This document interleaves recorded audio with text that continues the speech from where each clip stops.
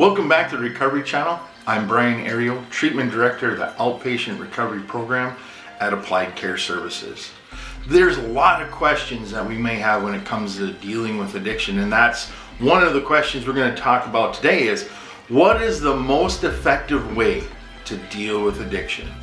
You can Google that and you'll get hundreds and hundreds of answers and articles and everything.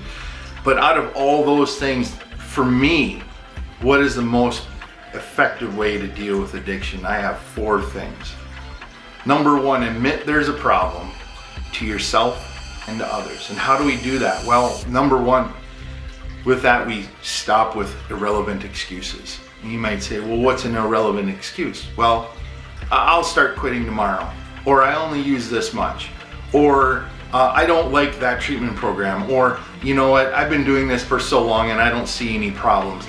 Any excuse that keeps you from making a change is an irrelevant excuse. And you know it. Deal with the reality of your current situation. Look around. Where are you living? What are you doing? How is your life going?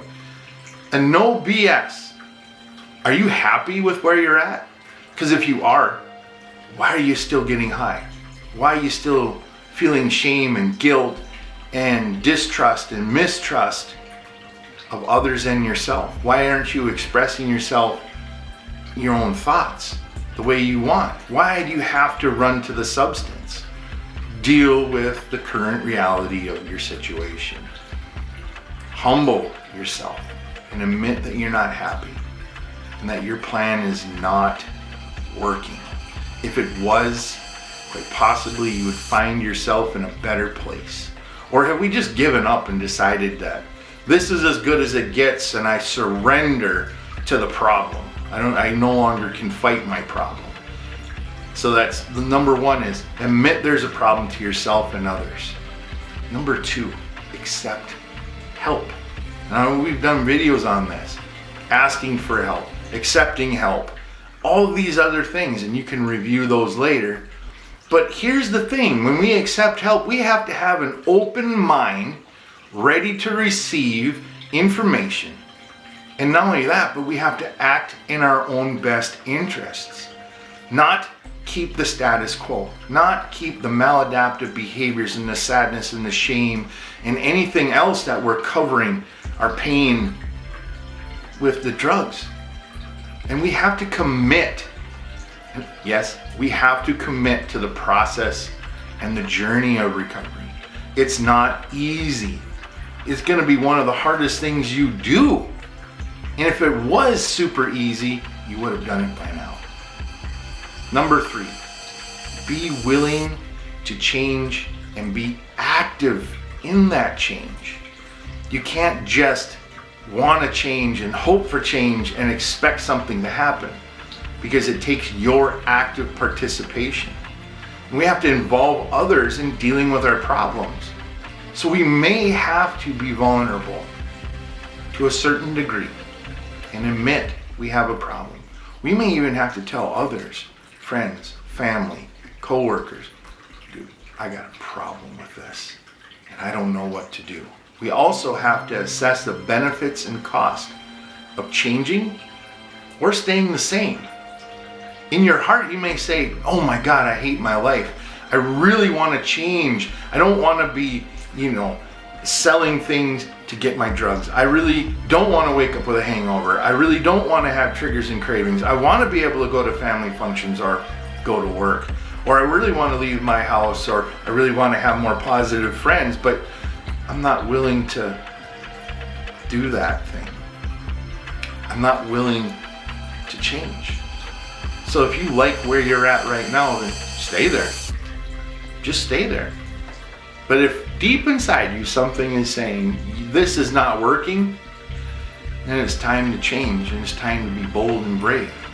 Be willing to seek that change and then take action. Without your action, you'll be exactly where you are. You have to put skin in the game. Number 4, this is my favorite. Commit to the new version of you. Now, some people might say the only thing you have to change is everything. I don't like that. because not everything is going wrong. We have to assess our life, take inventory. And in our own mind, we have to decide who we want to be. Who we want to be. You have to decide who you want to be. If you want to be the person that goes from next fix to next fix, and you're happy with that, by all means, stay there. If you're not though, and if you deep down inside you, there's something more calling you out that you want more, then it's time to get on there and to move forward. Be active. Challenge your current version of yourself and make reasonable changes to gain confidence. So that goes against that adage, the only thing you have to change is everything. Make small changes as you can. Grow in confidence. Challenge that current version of yourself. If you don't like the version of you that is always triggered and craving and go from fix to fix, or you're tired of having no money because you're always into somebody for something, change something. Change just one thing. Just one thing and build on that change. Gain that confidence to come forward. And in a nutshell, that's how I answer this question. What is the most effective way to deal with addiction? A lot of it rests with self. If we're not willing to help ourselves, it doesn't matter what anybody else does. So I hope that you're ready. I hope that you're ready to deal with your addiction, to seek help, to be honest, to find a new vision of you, and then commit to that new version of you, because I'll tell you what, it's a heck of a ride. It's a long, hard journey, but once you get to the top of the hill, you can look back and really go, wow, that was hard, but it's so much more beautiful. I love my life. I love myself. Thank you for watching. I'm Brian Ario, Treatment Director of the Outpatient Recovery Program with Applied Care Services. Have a good one.